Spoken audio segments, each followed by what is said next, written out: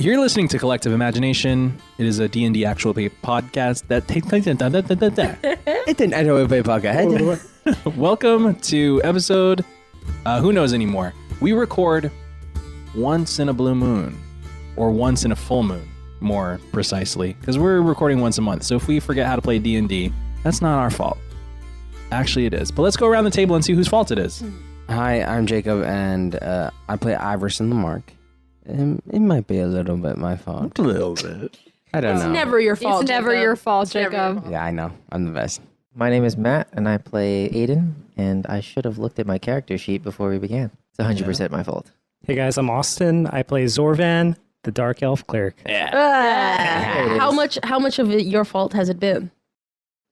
0 to 10%. Probably Just about in 2. relation. It's probably a So low 2. rarely is Zorvan's fault. Yeah. Other than the fact that he blinds us with daylight in closed spaces. Trying.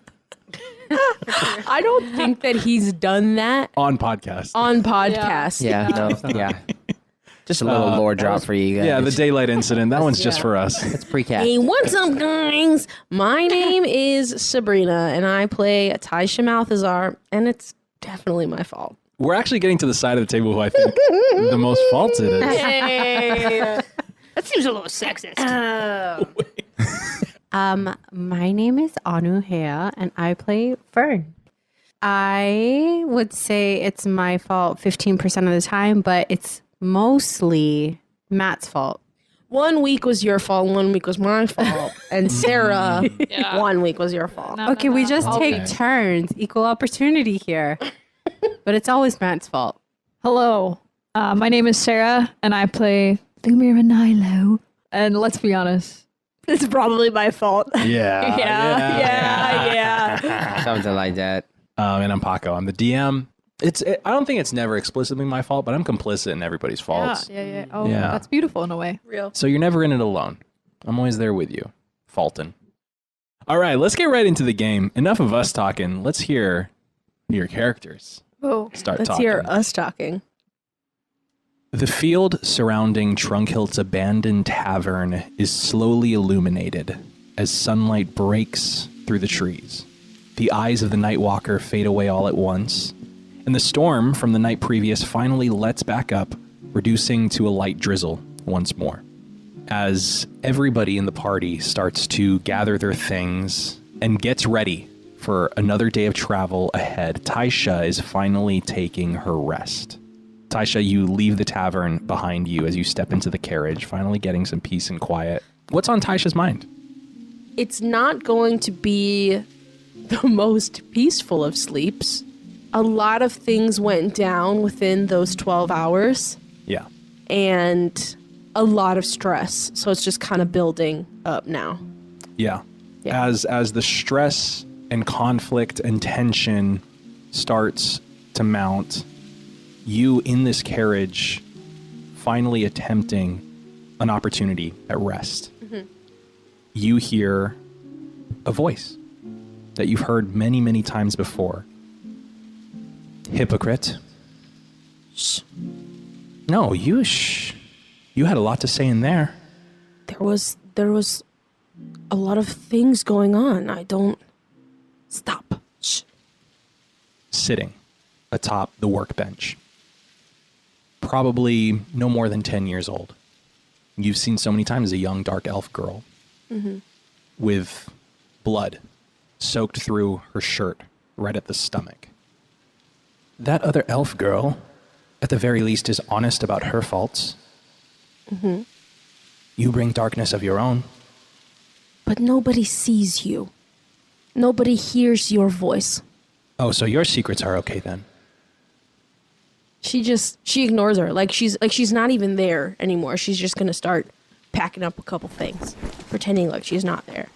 As you turn over to turn away from her, you see standing at the back of the carriage are 4 more people, each with visible fatal wounds. One person with a gash on his neck, blood still pouring out. Why are you so determined to keep us secret? We can help you, can't we? Help me with what? You couldn't help me in life. Do you think you can help me now? That's hurtful. We're the ones shackled to you, aren't we? That's one way of putting it. What do you think? I know you guys were all there. What did you think of that? We haven't seen that before. The young dark elf speaks up. There are new things every day. Yes? You should be the last person to act all high and mighty about life and death. It's interrupted as you hear the sound of another person entering the carriage.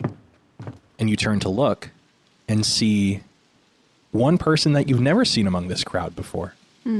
As a silver-haired dark elf man enters the carriage. So you're finally alone? Or are you? He's looking around. I'm never alone. Are you here to criticize me as well? You see the form of your recently deceased cousin Elric. I truly thought I'd never see you again. And you as well, dear cousin.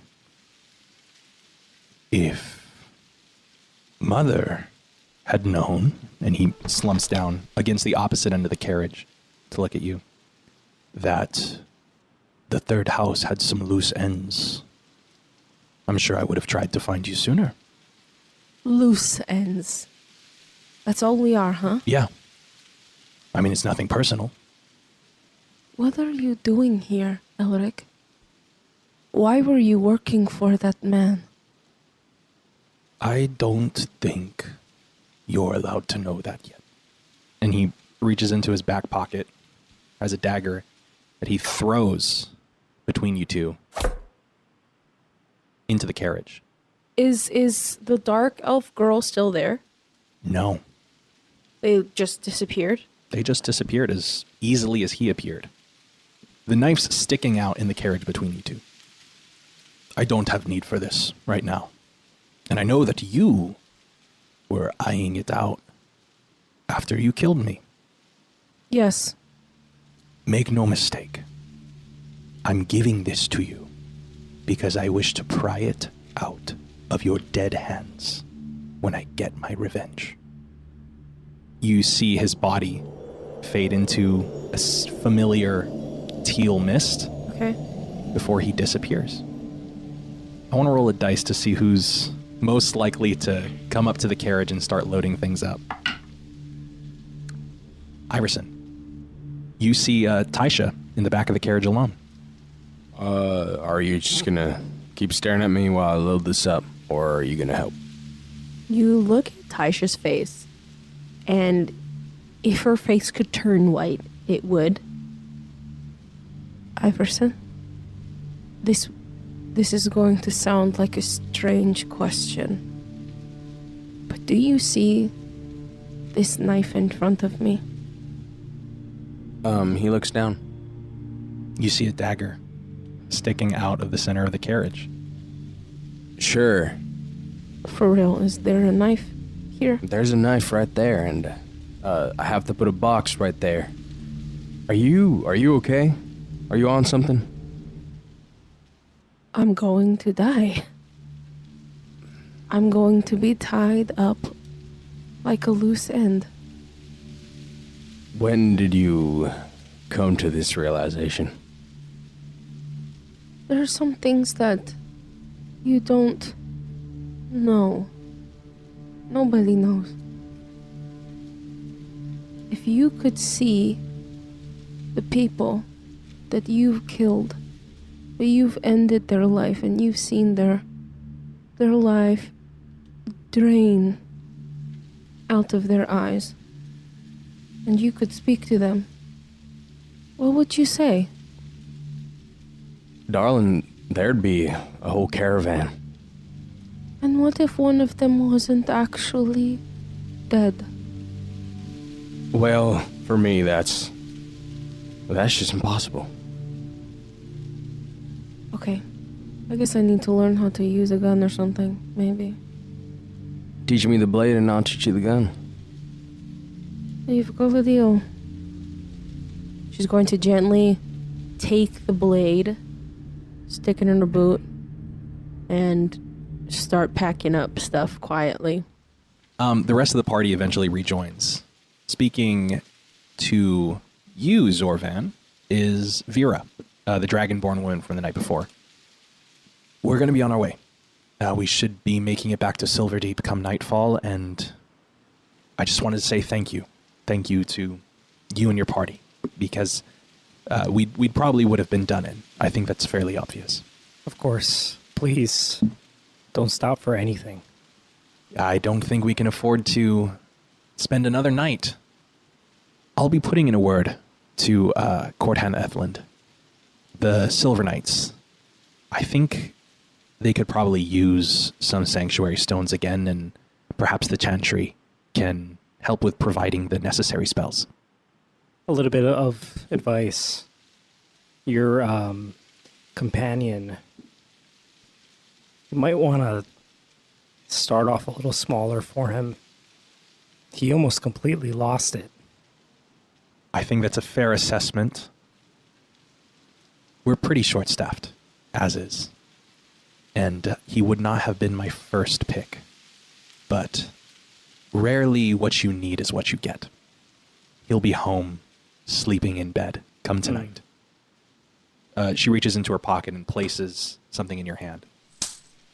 This should just be enough to buy a round of drinks. Thank you very much. When you get back to Silverdeep, I would like to buy you all drinks in person. The city is lucky to have you. She says that loud enough for everybody here. Copper Guard gives a salute, and the two of them start walking off. I wouldn't be so sure about that. They walking off to their horses, or are they just leaving them horses behind? The horses, they know to follow. Nice. Yeah, you're right. They did come on horses. They should Yeah. treat those horses better. I give a wave at the horses. You see one of them's munching on an apple. Finally. Like a wink. A little horsey wink. So it's a couple more days of travel before the next destination, Bastion Fell, and it offers you a good amount of downtime. We're not going to get into the nitty gritty, but scenes and interactions between characters, any spell scribing that you want to do, any upgrades that you want to do, any scenes that you feel like would be appropriate over the course of this travel downtime, I'd love to have. But to particularly pepper it with some flavor, Austin, Sabrina, Anuhea, you have been tasked with telling me one thing each that you all encounter on your road to Bastionfell that would have specifically stuck out to Zorvan, Taisha, or Fern, and why. You're going to put on your little mini DM hat. Baby DM, DM Junior. Let's start off with Austin. What is something that Zorvan saw on the road throughout the Arkanwoods to Bastionfell? Zorvan notices on a particular night that there are a lot of clouds, not a lot of stars in the sky, and he recognizes it for what it truly is. In the darkest of nights, that is when dark elves go hunting, and his mind immediately goes back to his childhood, and he would like to start a conversation with Taisha. It's very dark tonight. Comfortable, no? I would say a little eerie. I don't mean this as, how do you say, judgy or rude. I don't mean this to be rude. But you are a sensitive little dark elf, no? You are sensitive and a little soft, no? One could say sensitive or in touch with their emotions. It's just that I think no other night have I felt more comfortable in this darkness. And you speak as though you are a high elf. You speak like you could be Lumira's cousin. Please understand, I don't mean to be rude or anything. Absolutely no offense taken. Okay. However, Not might even a little bit? No, I'm just kidding. of course not. However, that also could be viewed as a little sad on your part. How do you mean? Perhaps the fact that you've never truly encountered love. And you think that love is connected to whether or not I feel comfortable in darkness? It's not exactly what I meant. This night just brings me back to my youth and probably your youth as well. I recall, being forced to go on hunting parties. I too remember those, but I think of them fondly. You don't? No. And perhaps I was ridiculed for it. I don't know about you. I'd never fit in there. That is where you and I differ. I have never fit in anywhere else. Perhaps I can show you to a place called Half-Light sometime. Everywhere doesn't accept us, but Will at least it have me speaking like you speak? Like you speak, like actually speak like a high elf? Like, hello, my name is Zorvan. Like that? I wouldn't say I'd speak quite like that, but to give you the benefit of the doubt, perhaps a little. I only recently began. I mean, we had to study common, no, of course, but we were not allowed to speak common for a very long time, so maybe that is where we differ as well. Well, good night, Zorvan from Half-Light. Zorvan sits by the fire, looking up at a darker night. Taisha makes her way back to her tent for a night's rest. You all continue to be safe by the sanctuary stone with every night of travel. What are some things that other people are up to on this particularly dark night? Lumira would like to scribe some spells. It seems like we're traveling for 4 days. Am I correct? Yes, 4 days to get to Bastionfell. I would like to scribe 4 first level spells. Okay. And so you're turning these into actual spell scrolls. Yes. Okay, so it is 1 day of work, 25 gold pieces invested for each scroll. What are the 4 spells that you are forming? Do I have to say them? Yeah, we could all just promise to be cool about it. Oh, okay. Yeah. I mean, I don't mind. I just was like, maybe I could give it to them in combat. Be like really cool, like, quick, Taisha, grab this, something Do you like want that. to do that? We could do that. No. I'm going to make shield, mage armor, Ooh. grease, Grease. That's such a good one. and chromatic orb. Nice. So, and these are kind of dual purpose, or you kind of like choose your own journey. I can either give them to people in the party or sell them to make the party money later down the line. That's pretty cool. Let me roll something real quick. Matt, thanks so much for lending me these bad dice. A little backstory. Matt was rolling horribly with these dice, and so I was a good DM. I was like, if they're rolling low, just give them to the DM. I'll trade you. That's pretty good. That result's just for me. I'm just going to keep that secret. Taisha, what Hello. is something that Taisha notices over the travel and set a scene for us, like Austin did so beautifully? During daytime, you see a couple people back and forth, like walking from Bastionfell to Silverdeep. But it's not like, I don't think there's a lot of people coming and going, you know what I Yes. mean? Yes. Because it's such a long distance and things are a little bit weird. But I think we've passed a couple people. And we're a bit of an eclectic group, I would say. And so I think one thing that Taisha notices is that, if we're passing halflings, once they're passing us, they're speaking very quietly and they're speaking in halfling. If they pass, humans, they're speaking in a different language. They're trying to speak into a different language. And so I think that kind of got Taisha thinking, we need to have a language where all across the board, we speak it and we could talk to each other, not in common. All right. So I'm gonna just start taking a poll of all the languages that everybody speaks. Yeah. Let's say this conversation starts as a pair of tieflings like pass you by and start speaking in Infernal to one another. They're talking about how, like, yeah, you never really see adventurers these days. It reminds me of that time, and they start talking about some of their favorite adventurers that they read about in history books. That's it. I bet you they were talking smack about us. I bet you. We need to have a language. We need to just across the board, something that everybody knows. What languages do you speak? That's it. What languages do you speak? First of all, Okay. that wasn't really a dig at us, per se. It wasn't an insult. Okay. They were kind of just saying how they don't see adventurers anymore. And I don't think they were talking about me. I think they were talking about the rest of you guys. Okay. But you know what I mean? Like, we need to have kind of like a code or something. Sure. Okay. Common, obviously. Undercommon, Yes, you did speak that the other night. yeah. Infernal. And primordial. Primordial. Is that like... Aiden. Sign language. She pokes her head into the cabin and sees Aiden.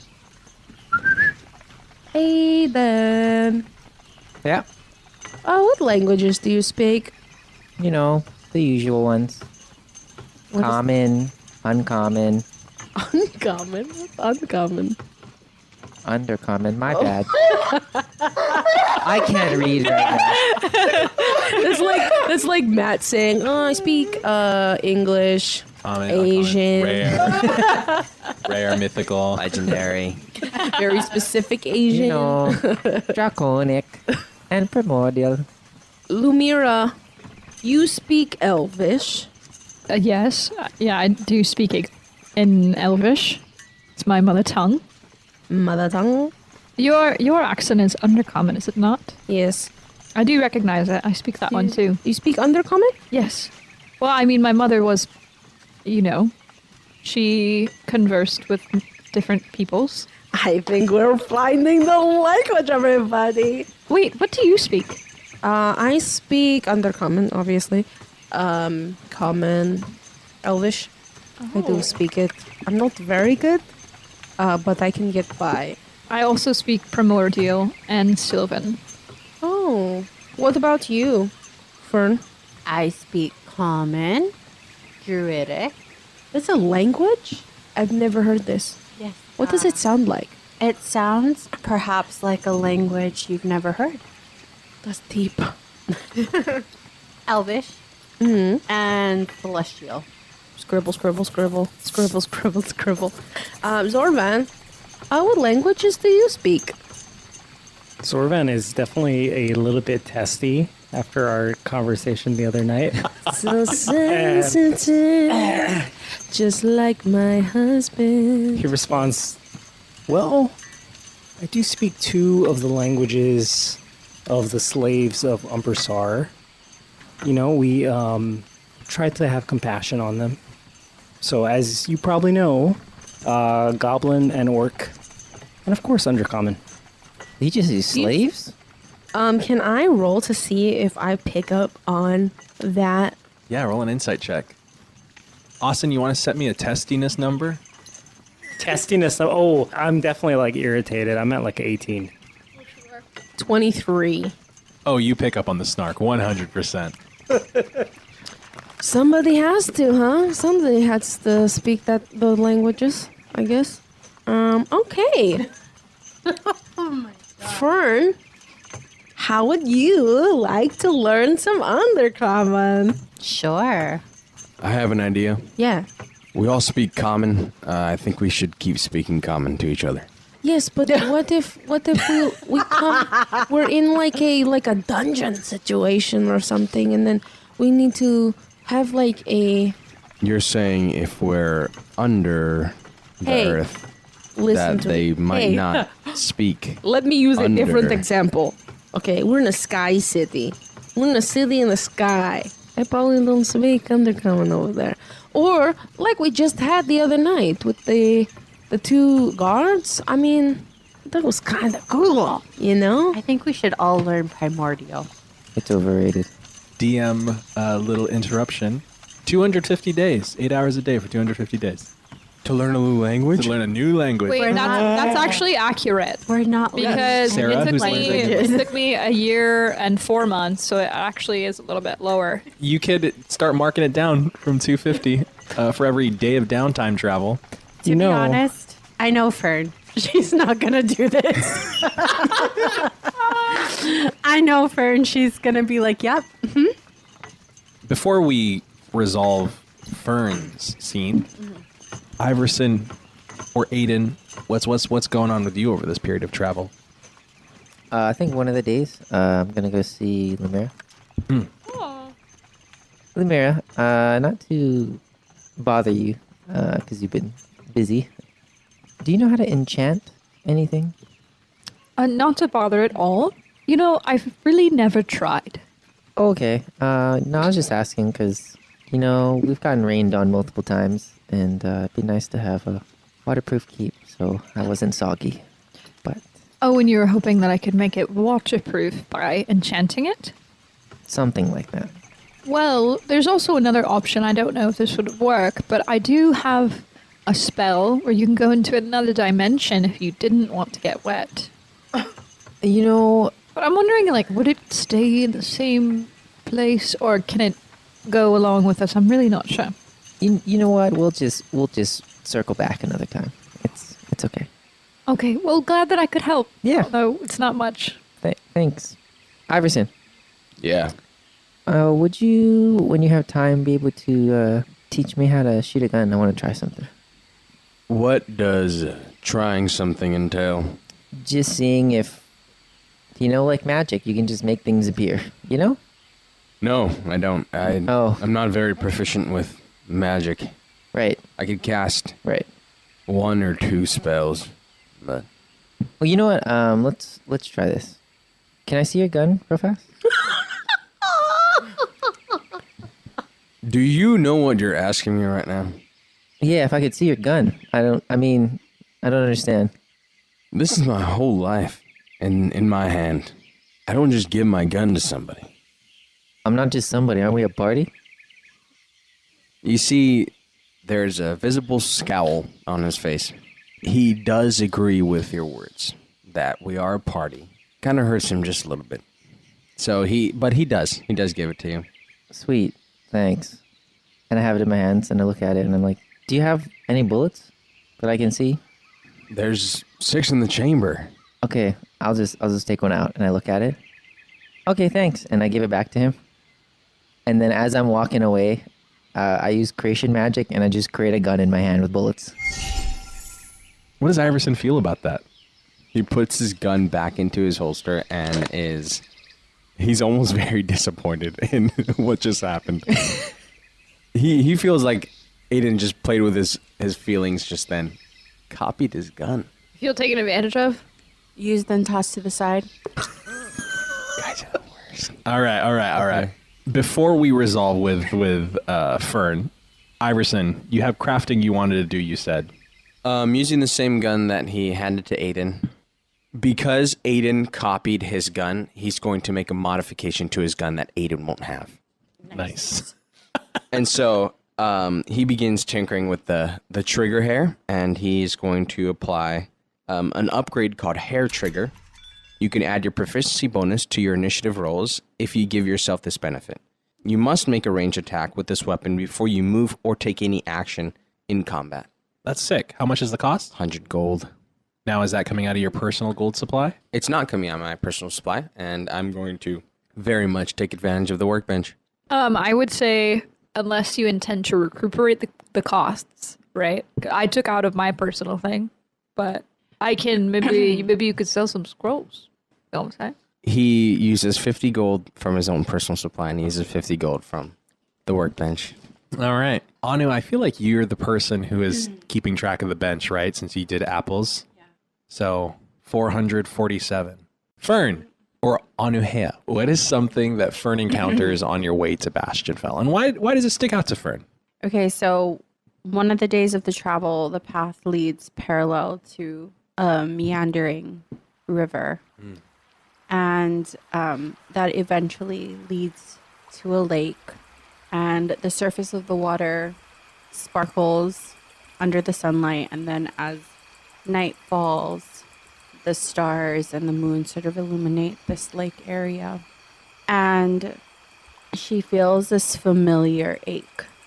And she's reminded of her life for many, many years, of how her kin would swim in an enchanted spring under the full moon.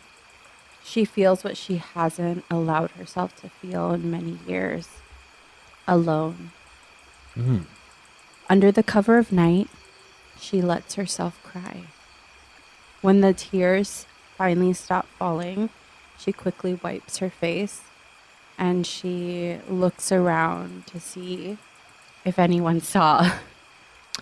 I'm going to roll luck. High is yes, low is no. The entire party is standing behind a bush. But I want you to roll a nature check. 7. You truly do feel alone. Not just in a human sense. The trees rustling, the sound of life skipping upon a lake, even all of that feels absent to you. That itself feels very isolating. I rolled high, and I did our roll a d6 to see who's seated at the table as the person who comes up. And I rolled a 1. Are you okay? Yeah. Sorry. Yeah, no. I'm grand. Yeah. I won't say this is unlike you. To be honest, I don't feel like we know the true you. You know, when you've lived such a long time, I think there's a lot of different versions of you that come up in different times. Maybe they're all part of you, or maybe they're not. I don't really know, but I guess, yeah, you guys don't, and I'm wondering if I do either. Well, what I do know is that you're here. You, right now, with us. And so whether you might not feel like you, just know that we're still us. For you. That's kind. Thank you. I'm going to give you one more, both of you, one chance at a nature check here again. 18. 18. Maybe it was a feeling of human connection allowing you to key in on the natural world's absence, but there is something that you all have not encountered the entire time you've been in the Arkanwoods.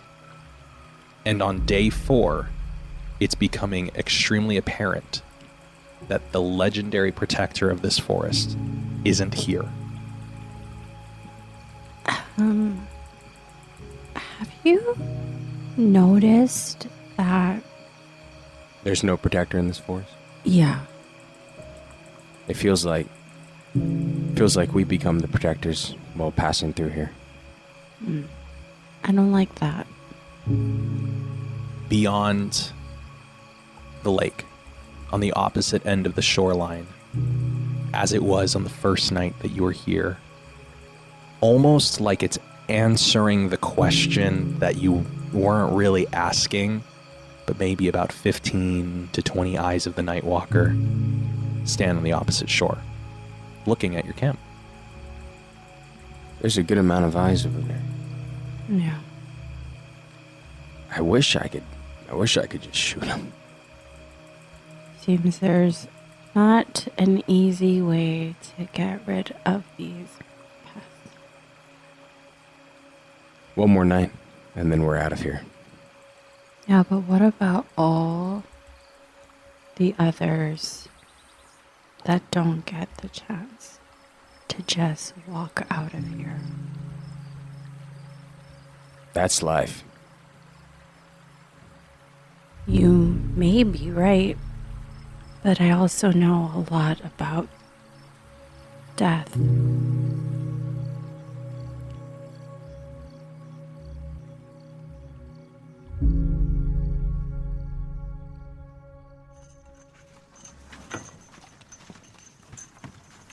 On your final day of travel, you reach the southern section of the Arkanwoods. Bastion fell. It's just over the ridge, but you notice the tree line has become way more sparse than you recall it being. Iverson and Taisha, if you can give me perception checks. Natural 20, 24. 12. All right, Iverson, you're in the middle of teaching Taisha how to drive the carriage when you catch a whiff of something horrible and stomach twisting. And the smell almost chokes you for a moment as you cough a few times at the sudden burst of this scent. It's a scent of machinery, very out of place for the forest itself. Taisha, honoring your lower roll, you're so preoccupied with actually driving the cart and the sudden stench, you fail to notice there's a towering piece of machinery that screams steam from its valves as a foot presses into the path in front of you. If I can get a vehicle handling check. Oh, me? Yeah, you're driving. Do I get plus? Do I get advantage? You do not have proficiency in vehicles yet. But do I get advantage because he had a natural 20? You said he's teaching me. Fine. And he's helping. I want to give appropriate honor to a natural 20, so yeah, sure. 14. You pull on the reins in a panic, a little too sharply, that the Meridon veer off to the left, and you see that the carriage itself and everybody inside, you feel this sudden jolt. I need dexterity saving throws from everybody. As the cart comes almost crashing into this large piece of machinery that stepped into the road. Oh my gosh. I just got a critical failure. How did 4. I just do a 20, a natural 20, and then a critical? Oh my gosh. All right, from Jacob. So So wait that's a a minute. 1. That was a 1. I gotta add my. Technically, that would be 7, but it was It's a 1. Don't be that guy. Okay? You failed. Critically. 18. 18, that's a success. Zorvan got a 7. 7, 13. 13, 4. 4, 18. 18. All right. Oh. Zorvan, Iverson, and Fern, you all take 5 points of bludgeoning damage as you fall against a portion of the cart. The cart has been brought to a halt, and Taisha, you can see pretty clearly now at the front. It is a towering vehicle. There are spinning blades that stretch out of the sides of its body, which is very well fortified, and you can see it's been mowing down trees en masse and collecting them for some purpose. Did it see us? Does it have eyes? Hey, does it have eyes? Make an investigation check. 21. You don't see any features on it that screams like humanoid or alive, but something clicks. Being from Argent, there's not a day that goes by without somebody screaming about the latest wonder of artifice. And there's been one invention of the last 20 years that every other invention has paled in comparison to this one thing. A being called an imparted. A soul that has been placed inside a machine. And something in the investigation, your eyes are drawn to something about this being that leads you to make a connection, which is a logo on it of the people who had made the imparteds. House Landavir. So it's crossing our path. It's not going to like stomp on us or anything. Well, when you crashed into it, it stopped as well. Oh no. It even like does the thing where it like lowers slightly and you hear the I help Iverson up. Are you good? If I didn't make the same mistakes that you did, you would not be driving ever again. Okay, it noticed us. Taisha, was that you? Really? Shh, quiet. It noticed us. I can't hear you. It noticed us. What? And Lumira is gonna open up the carriage, open up the little cabin area. Okay. You would see the same thing as well. How big is it? 2 stories. Well, I guess our first order of business is should we move the cart away from this? It looks kind of dangerous. How do you back them up? Can you back them up? Roll an animal handling check. 4. You're pulling on these reins and they just will not budge. In fact, they plop down and kind of decompress their hydraulics themselves.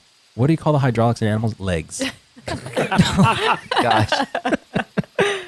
Do you guys need any help out there? Can you please help? I think we need to get out of here. Sure. Fern, you go outside and you're kind of confronted with the same thing, just juxtaposed onto this forest scenery. If you can make animal handling check. 18. Nice. With an 18, you jump off the cart.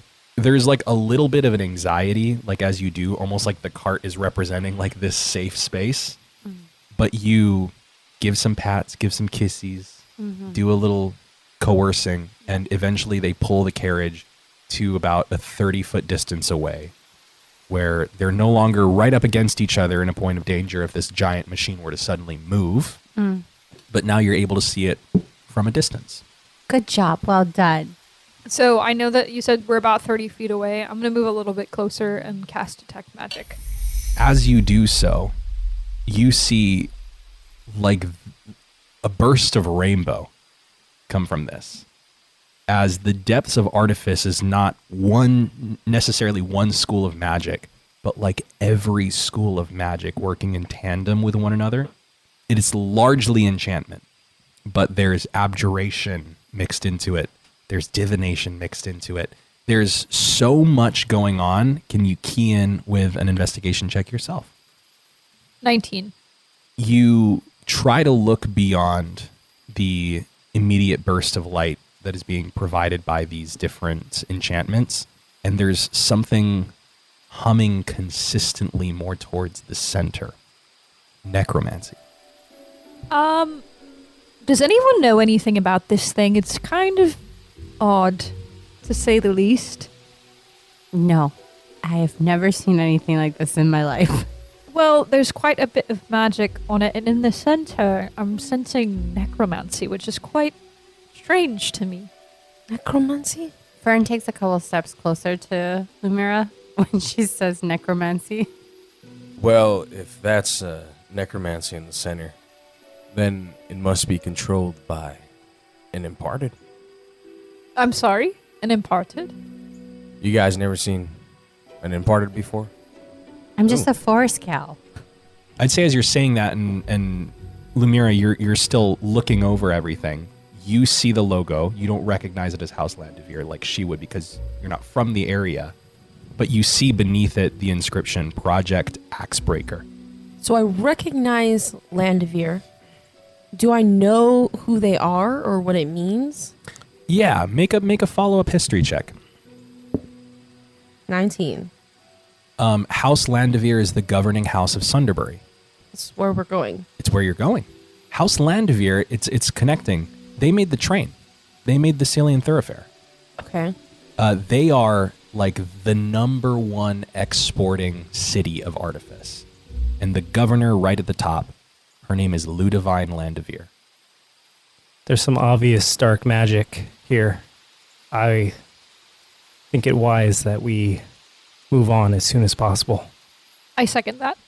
Oh, I mean, we are kind of on a tight timeline, right? As you're saying that, you all kind of take a look at the carriage to see that one wheel is going to need some fixing before you're able to continue this carriage onward. Does anyone have magic that can fix this? Mending. Would mending be Yeah, enough? mending. Do you have mending? Yes, I have mending. Yeah. In the same instance that you're casting that, you see this thing kind of spring back to life again. Off on the sides. Again, it's further away from you, that it's not an immediate danger, but you start to see these axes start to roll back to life as it continues to move forward. Towards this. us? No. Okay. Towards the forest. The wheel is fixed. All right, well, that'll do it, I think. She kicks the wheel. It is sturdy and it's, kind of like rolls just a little bit to show that it's ready to go. Okay.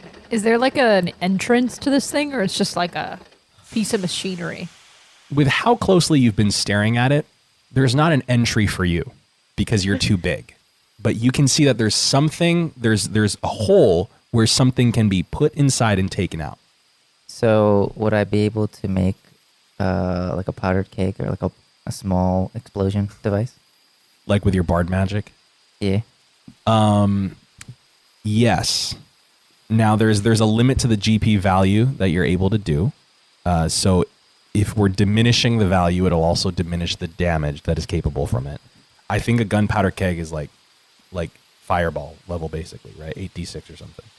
But this, we could say 3d6. Womp womp. Are y'all going the attacking route? I have another question. No, I don't want really to. want to befriend it. Hold on, right. hold on. Sarah has a question. So is this thing walking? Kind of, yeah. Do we want to do anything about it? This is a very big forest. The chances of there being only one of this thing is slim to none. You know, that's something I didn't even think of, but now I hear it and I am terrified even more. That's a good point. I think that maybe this is something we don't know enough about. But maybe this is the reason the Arkenstag is not here anymore. That's a very good point as well. I mean, we're just going to not do anything about it. I mean, you know what? I would say understand. it's a very selfish point of view also. What do you mean? What about the wood? Do you think it's just going to waste? The wood that it's chopping down is probably going to somewhere important. I understand, but this is the whole wood. And we see the damage that this thing is doing. If there are more, this will destroy the whole entire forest very soon. Fern, aren't you from here? Do you not recognize this? I've never seen this before. I cast Speak with Plants. Wow. You place a hand on one of the nearby trees, and as you close your eyes to communicate with it, it's almost like your vision is being brought down into its roots, and you feel how the roots connect, and you feel the sudden severance of a community, of a family being separated each from one another. You feel loneliness. You feel sorrow as this forest is being individualized and sundered. Have you seen others of these pass by? You feel the branches rustle above you, and almost like it's taking you from its roots to the top so that you can see what the highest trees in this forest are seeing. Like a wave of smoke, it's choking 3 different corners of this forest, moving towards the center. There are more.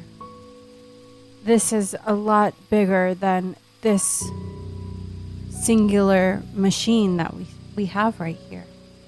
They're going to destroy everything. The Arkanwoods will never recover. Fern,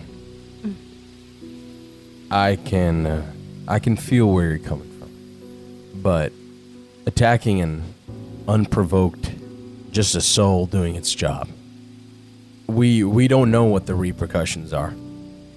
I think there's a fine line, and I don't think it's been crossed yet. I think it already has. Lemira, you receive a message in your head. Excuse me, I have to get to those trees. You guys are kind of in my way. Can I ask you to please step aside? That's very kind of you. Can I ask how long you've been here? Well, I've only started this morning about an hour ago. How long have you been here?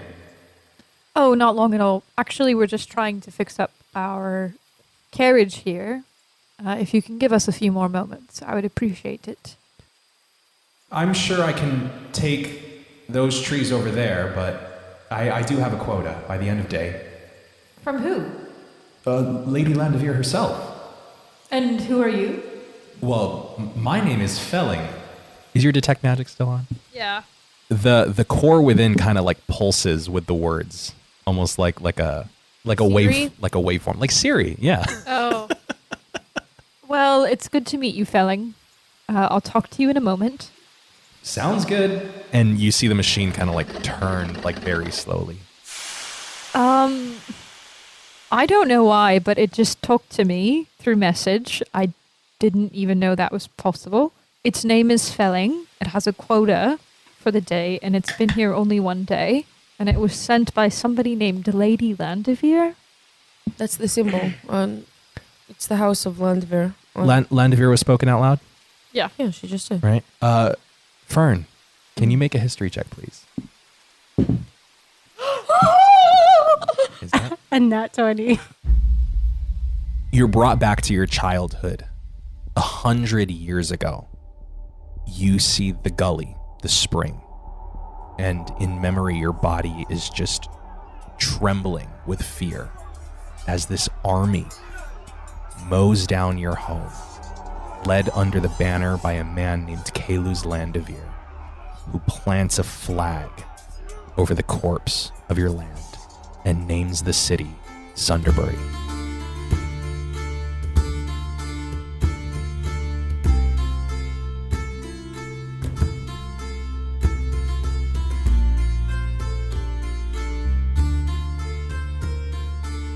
Thank you so much for listening to Collective Imagination. This podcast is created and distributed by Indie Union Presents and is edited and produced by me, Paco Coulson. Music and sound design courtesy of Monument Studios and creators on Upbeat. All elements are licensed for use by this podcast. Follow us on social media. We have Instagram, YouTube, and TikTok at Our Collective Imagination. That's OUR Collective Imagination. And make sure to join the Silver Knights. Follow us on Patreon. $5 a month gets you access to Dome to Dome, our bi-weekly talkback podcast, as well as much more exclusive content. Again, at Our Collective Imagination. That is OUR Collective Imagination. We hope to see you there.